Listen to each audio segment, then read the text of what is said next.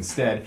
Just pull out, instead of the kids, playing at halftime, you pull out the mascots and they're just going at it in the arena. Absolutely. And we solved it. You know what? Great. If your team doesn't make the Super Bowl, you're sending your mascot, and it's the Royal Rumble.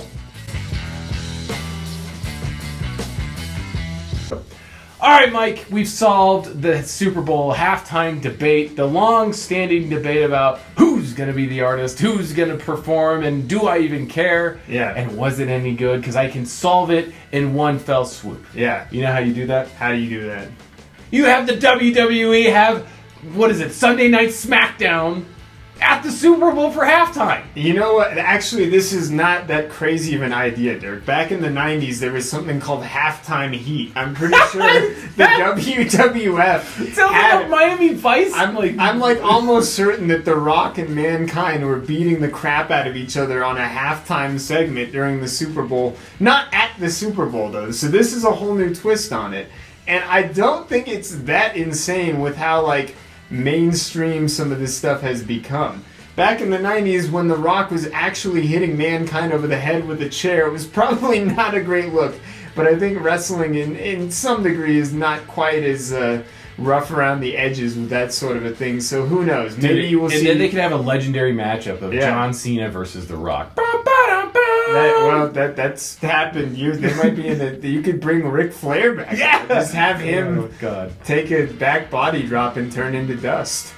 It would be. All right, so we just talked about how potentially there could be an overseas Super Bowl, and when will that happen? Yeah, this is it. This is the halftime for Azteca Stadium at Mexico City. Yeah, and you have the Luchadors coming out at halftime.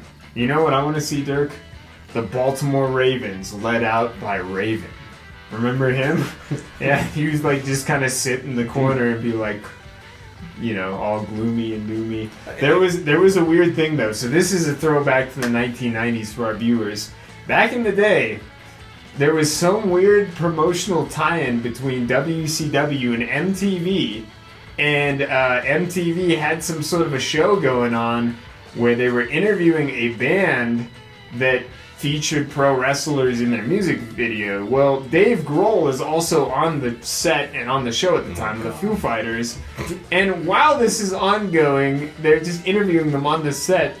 DDP and Raven come out and hit each other with trash cans, and Dave Grohl thinks it's actually going down. And he is just like, whoa, I'm out of here. He's like, he had no idea what he was... Yeah. Dude, that's classic. Yeah. The other thing that would be great is if they don't do it with the if you don't even have the WWE, get The Rock to do this. Instead, just pull out, instead of the kids, playing at halftime, you pull out the mascots and they're just going at it in the arena. Absolutely. And we solved it. You know what? If your team doesn't make the Super Bowl, you're sending your mascot, and it's the Royal Rumble. Yeah, a mascot Royal Rumble with all 32 NFL mascots is actually maybe the best idea. Yeah. They might actually take this from us. Hey, the NFL, if you ever take that idea, it is on Buford Sports Network first. YouTube dated whenever you're watching this video. I'll tell you what. You know who has to win that? Yeah. The teams that didn't win the Super Bowl, like we talked about earlier. It's like the final countdown, man.